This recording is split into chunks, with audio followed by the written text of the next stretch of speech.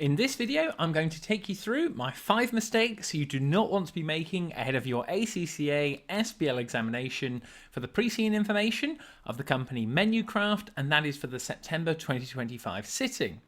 My name is James, I'm an ACCA qualified member, and if you'd like access to my exclusive notes you can see above me that have helped students around the world to pass their examination, click the link in the description of this video and you can download a copy yourself. I'm also delighted to say that I'm affiliated and associated with Astranti. They offer pre-seen analysis packs and mock examinations that are based directly on the pre-seen information of Menucraft for you to practice ahead of your exam. And again, click the links down below in the description of this video to check those out yourselves. And for pure transparency on the channel, as always, if you were to purchase anything, I'd be entitled to a small percentage which goes to supporting the YouTube channel. But as always, we're going to get straight into it now. If you have any questions about the pre-seen materials, leave me a comment below. I will get back to you, because our first mistake you do not want to be making is actually in the meal kits themselves. So you can see in the introduction, our company that we're working on is Menucraft, and they are a meal kit business. You can see that in the first sentence. So James, why is this your first mistake? Let me take you down to page 5 for your notes on here. So again, make sure you get that down so you don't forget this, especially the night before the exam. And I'll put my mouse on it, as you can see on the top left-hand side, where we're told actually in terms of intense competition within the marketplace, and you've got competitors like Freshie. This is where we're told also the heat and eat market is popular with customers.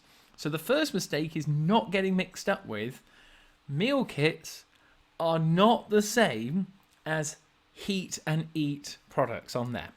So meal kits on there which Menucraft sell to the marketplace, they are in a box and the customer cooks the ingredients. That is the key thing for you to get down, and when you explain it on the exam day for your commercial acumen. Heat and eat, on the other hand, as you can see from that paragraph up there, these are microwavable meals and they've already been cooked. And the key bit here is that Menucraft does not make or sell heat and eat products in the marketplace. So for your notes on there, and you can see it on mine, that is why I have it down as a potential SWOT analysis opportunity for them to go into. But that is where you just need to be aware of it, because there'll be some students that maybe mix it up on the exam day. And just for clarification, on page 7, you can see for the background of Menucraft in the overview, Menucraft is a meal kit business. So that is our mistake number 1. Do not make it when it comes to your SBL exam. Meal kits versus heat and eat products on there. Right, mistake number 2 that you do not want to be making ahead of your examination is all about misinterpreting the figures and stats, in particular international stats versus ALEN stats on there. I've been through these notes so many times and I hope my notes have helped you out in your preparation. Where are we talking on this? Well, if you come up to page 2, so what we're looking at here is ALEN versus international, and I think students are going to mix up when they come to interpret it. So on the right hand side on page number 2, you can see just under the market overview title that at the end of 2004, so the most recent year that we're given, the global meal kit industry was worth $25 billion, so over $25 billion, and is predicted to grow over $75 billion in the next decade. That is a global figure. That is not for ALEN, where Menucraft are based on there. So where do we need to have a look at this, and where are mistakes going to be made? So if we come down to page 3 on the left hand side, and you can see the diagrams on there, this is why I've highlighted in the notes, if you've got them it's going to save you so much time, that those diagrams, those figures and the analysis are purely just for ALEN. So I think some students are actually going to misinterpret it, that it could be to do with the meal kit customer growth internationally or globally, or the market share globally on there. The key thing here is that Freshie, you can see the one in green, they are a globally operating business on there, whereas Menucraft, Food Dropper, A Meals and the others are all based in just Ireland. So that is absolutely critical, and you'll see it if you go down to page 7 as well. So we've got some more diagrams as you come down here, but instead of putting Ireland on there now, these are Menucraft information and data specifically. So this is just relating to Ireland in the home market. That's the customer analysis for Ireland where they operate, and the active customer numbers in Ireland on there, not internationally. So that is absolutely critical for you to get down in your notes, not to misinterpret those key graphs and diagrams. And lastly, as we come down to it on page 12, you'll see on here the key performance information. So we've got everything from revenue growth, meals delivered, from 2000 to 2004. Now, these are Menucraft figures on there, and it's the exact same on page 13 if we come down in terms of the active customers and the order value, place per customer on there. Again, just Menucraft figures. Now, this is where the interpretation comes into it, and you'll see my little ticks and crosses. So if we come back up to page 12, this is where you'll see on the right-hand side that I've got a couple of crosses next to the revenue growth and the total meals delivered growth. And you can see it's on a negative downward trajectory. And most people would go, oh, that's not looking good. That's a negative that I can refer to. It's all in how you interpret it and how you deliver that to the marker. Because if we just take the revenue growth in 2004 in isolation, it had an 18% revenue growth for that year. If you were running your own business and you had 18% growth in a year, you'd go, oh, that's fantastic. And the other key thing about the interpretation, let's take that 45% in terms of the actual revenue growth.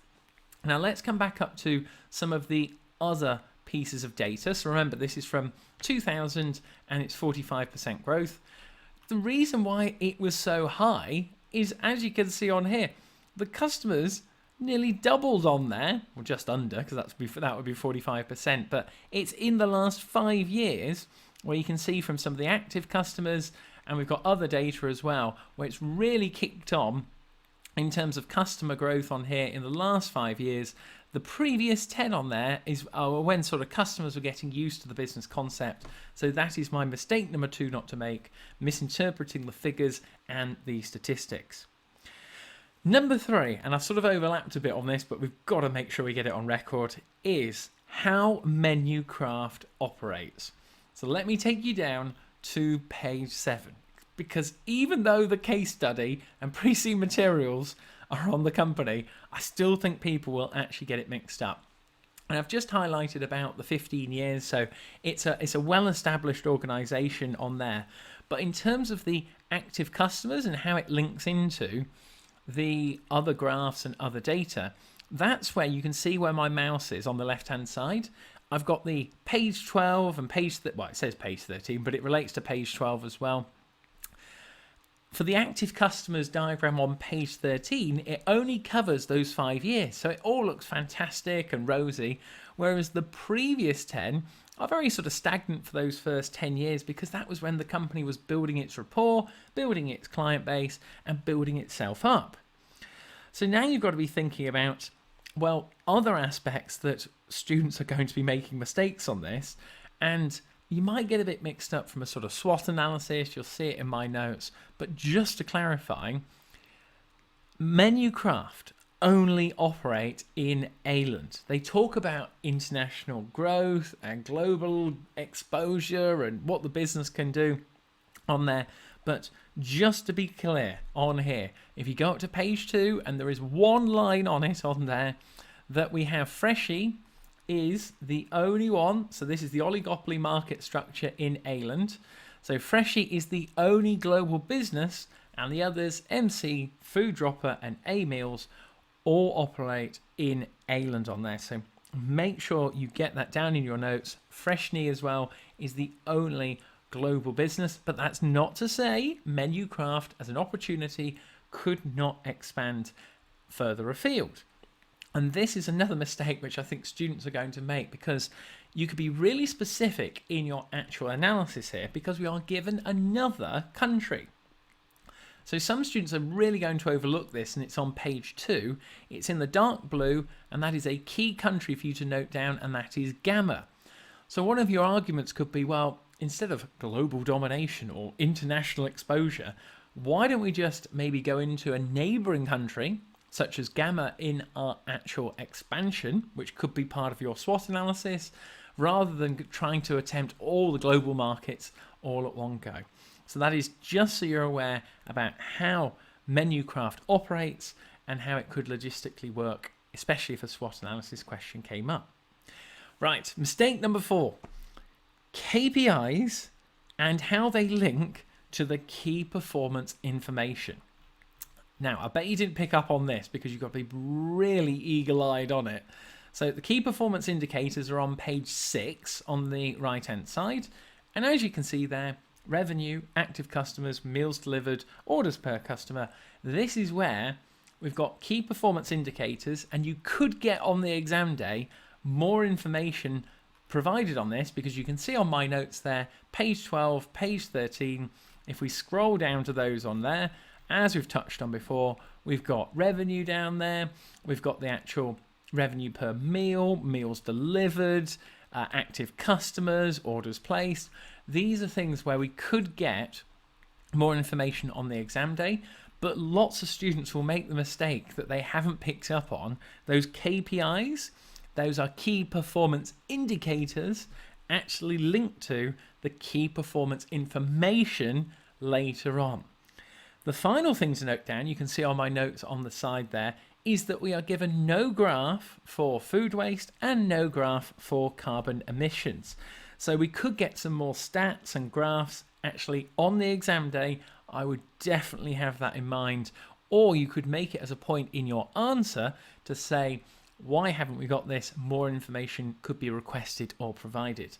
Any marker who sees that is going to go, tip top, they've properly read the pre-seed information and applied it to the requirement if it related to maybe the environment or sustainability on there.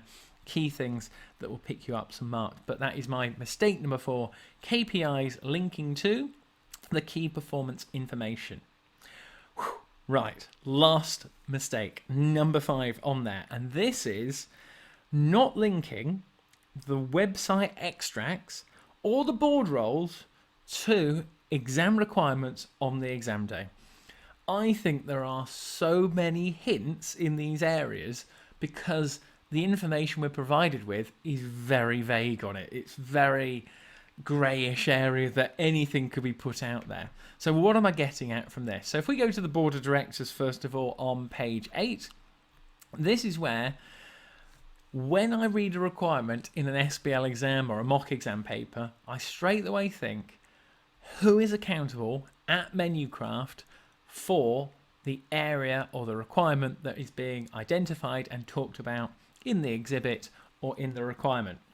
So we've got a Chief Executive Officer, Chief Financial Officer, Chief Operating Officer, Chief Commercial and Marketing Officer, and Chief People Officer. So anything relating to those areas that come up, and I'm pretty sure because we've not been given any details on these people or their names or anything, some more information will be given maybe in an exhibit, and that could gain you a few more marks in applying it to that board structure. It's also worth noting that there are no real officers who have anything in their title about IT and systems or sustainability in the environment, and that links into the risk register and how the business operates. I mean, they use data analytics and robotics in how they actually get the goods out to their customers. So that is in terms of the board roles and applying it to requirements on the exam day. Some students will just not actually bother or not pick up on it. Again, more marks you'd just be throwing away. And the last one, gosh, getting too keen, nearly scrolled too far. Particularly on the website extracts, and even more particularly on the values, linking. I mean, the mission and the vision, you can see I've highlighted the little numbers on the top. If you talk about anything on the exam day that the products are not simple, if there's anything to do with price, if it's not accessible to people on there, if it links into poor quality of goods and sustainability of the land in Ayland. Menucraft are a very dedicated Ayland specific and advocating company. So anything to do with that is a point that you could say goes against actually the company's mission and vision. But more substantially, I'd be saying in terms of the values, the different stakeholder groups that you have on there, Porter's value chain, there are so many things that you go, if you got an ethics question, if you got a question on the board of directors, if you got an environmental question, anything that goes against the value, you can critique that and apply it back to the website to say, this does not align with the Menucraft values that are on their website extracts. This is not the correct implementation of X, Y, and Z from the requirement, what you're talking about. But there are so many areas of the values that you can see in my notes. I just think one or two are bound to come up, and students not linking it to the values or the vision or the mission, along with those board of directors, I think is going to be my mistake number 5, that students are just going to throw away marks when it comes to applying knowledge and information from the pre-seen notes. Well, I hope you found that helpful, everyone. If you would like a full copy of my notes, click the link in the description of this video. You can also find down there those Astranti mock papers and pre-seen analysis packs. I highly recommend you check those out. But I'll leave another SBL video up at the top now. Click it, I'll see you on the other side. Make sure you like and subscribe, and thank you very much.